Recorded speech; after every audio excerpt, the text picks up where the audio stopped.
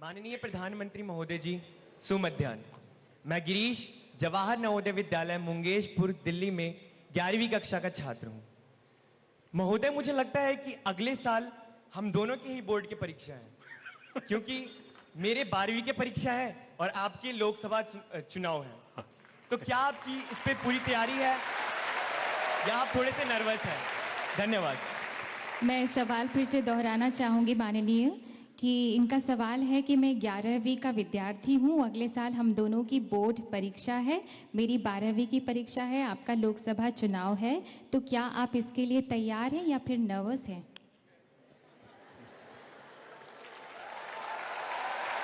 क्या नाम बताया आपका? गिरीश सिंह। गिरीश। इतना मुझे पक्का लगता है, अगर मैं आपका टीचर होता तो मैं आपको गाइड करता कि आप जर्नलिज्म में जाइए, क्योंकि ऐसा लपेट करके सवाल पूछने की ताकत जर्नलिस्टों की ही होती है।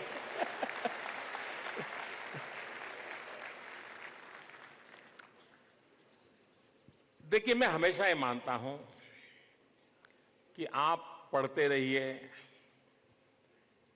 सीखने की कोशिश करिए,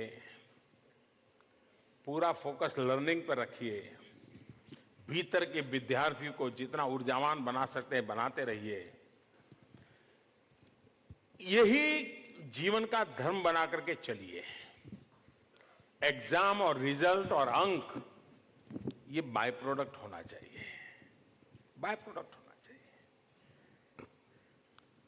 आपने काम किया है, जो रिजल्ट आएगा आएगा। अंक के हिसाब से चलने से हम शायद उस चीजों को नहीं प्राप्त कर सकते जो पढ़ना चाहते हैं। राजनीति में भी मैं इसी सिद्धांत पे चलता हूं कि 125 करोड़ देशवासियों के लिए जितना मेरे पास समय है, जितना हमारे पास शक्ति है, जितनी मेरे पास ऊर्जा है, जितनी मेरे पास दिमागी सामर्थ्य है, सब कुछ 125 करोड़ देशवासियों के लिए खपाता रहूं। हर पल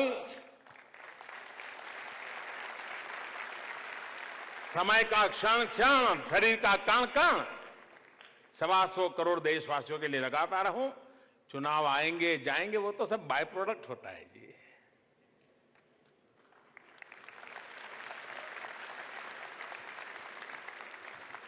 और दूसरा, हम लोगों की तो स्थिति ऐसी है, आपकी तो एग्जाम साल में एक बार होती होगी, हमारी दिन में 24 घंटे होती है।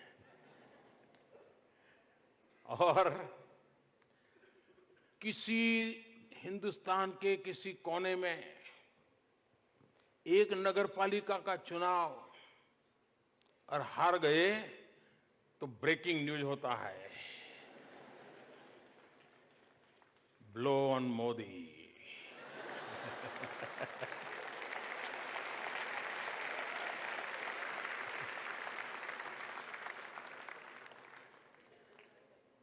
और इसलिए हमारे लिए, और दूसरा है जी, कभी कभार मैं तो राजनीति में बहुत देर से आया हूं, बहुत लोगों की बात गले नहीं उतरती है। और दूसरा, मैं अभी भी एक प्रकार से राजनीति की व्यवस्था में हूं, लेकिन मन स्वभाव से राजनीति में नहीं हूं। मेरे वो नेचर में ही नहीं है। मेरे नेचर में है कुछ करना है, बस करते रहना। लेकिन जब मैं राजनीति में नहीं था तो पुराने जमाने में जनसंघ नाम की एक पार्टी हुआ करती थी और उनका दीपक नाम का निशान हुआ करता था। और वो पार्टी इतनी गरीब थी कि दीवार पर दीपक पेंट करने के लिए भी उनके पास बड़ा मुश्किल होता था। अब गुजरात में चुनाव थे तो उन्होंने कोई 103 कैंडिडेट खड़े कर दिए और जो मिला, लड़ना तैयार हो, लो लड़ो। अब खड़े हो गए सब लोग। 103 में से 99 का डिपॉजिट चला गया, डिपॉजिट जब्त हो गया।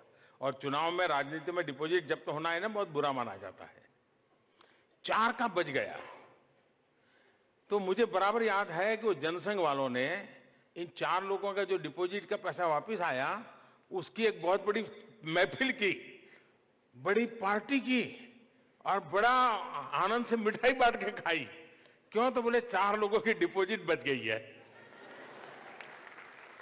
ये जो मिजाज होता है वो वहां से यहां तक पहुंचाता है। अटल जी कहते थे हार न मानूंगा, ये हार न मानूंगा जो जिजीविषा होती है, ये हर एक के भीतर होनी चाहिए। और इसलिए आपकी बोर्ड के एग्जाम के लिए मेरी आपको बहुत शुभकामनाएं, लेकिन मेरी बोर्ड के एग्जाम के लिए 125 करोड़ देशवासियों के आशीर्वाद मेरे साथ है, वो ही मेरी ताकत है, उसी के भरोसे में आगे